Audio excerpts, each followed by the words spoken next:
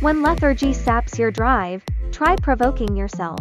When a person is listless and devoid of vitality, they may seem indifferent to everything, settling for mediocrity in all things. They rush through the tedious hours of work or study that make up their daily routine, as well as the in-between moments of grabbing fast food and hurrying from place to place, all to reach their reward, the dopamine high of curling up on the couch with drinks and snacks, tuning out a partner who's becoming more like a roommate, and losing themselves in sugary TV dramas or racy short videos on their phones.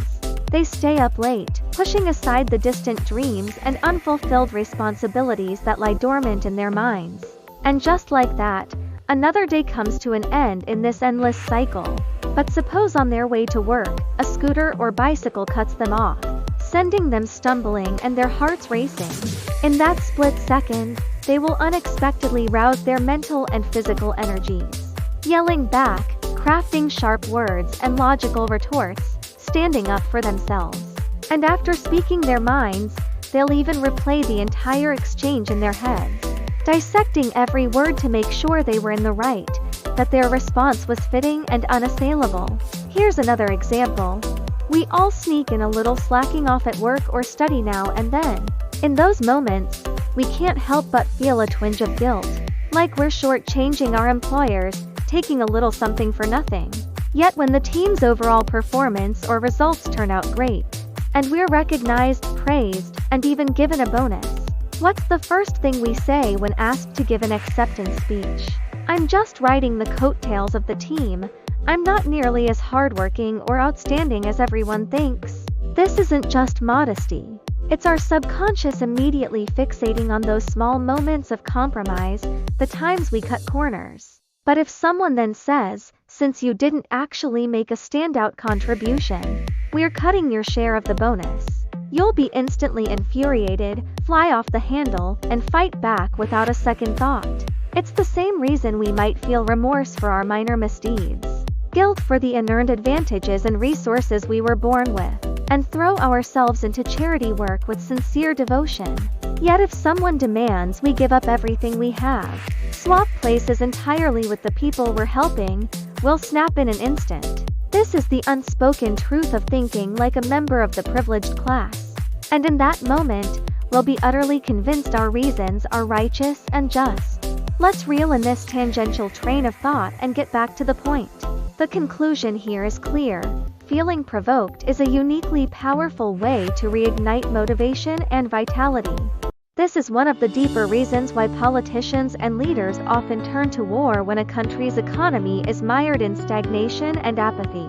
It's not merely a distraction, it's about manufacturing a sense of being wronged, of being oppressed, to refocus a nation's attention, forge unity, and drive everyone to act with laser-sharp focus and ruthless efficiency in defense and retaliation.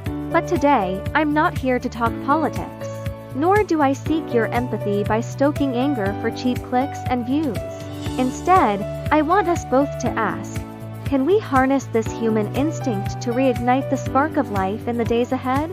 After years of working, you start to feel the endless struggle to balance work and life, and you find yourself constantly questioning the meaning of it all.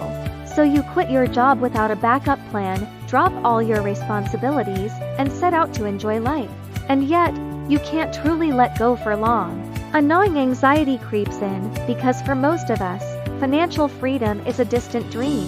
The primal fear of an uncertain future drives us to make money our top priority once more, scrambling for odd jobs without the support of a formal workplace, struggling to earn even a little within the bounds of morality and the law. It's more tortuous than any 9-to-5, a fruitless hustle that leaves you feeling more empty and unfulfilled than ever. And with that, you dare not live freely at all.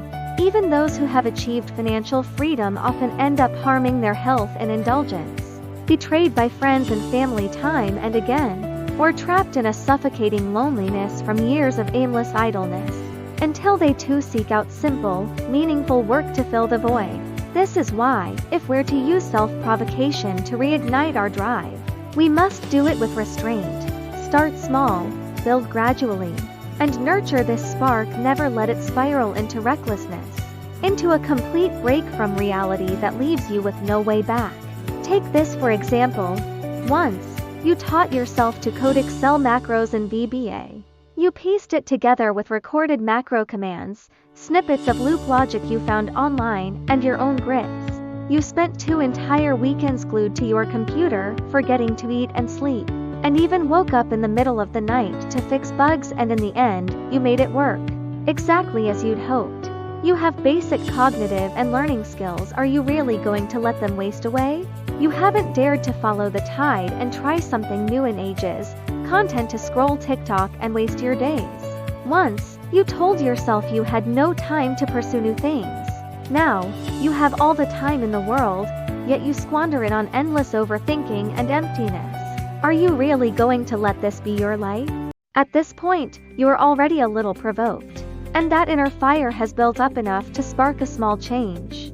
Now, with the help of AI, you could watch a few tutorials and try building a simple little app.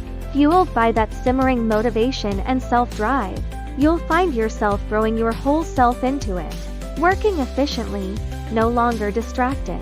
You'll stick with it, because this drive comes from within. And if your goal is humble and realistic, you'll reap the rewards, maybe even a nice surprise. Like a little game you built that unexpectedly takes off on YouTube, bringing in a little extra cash.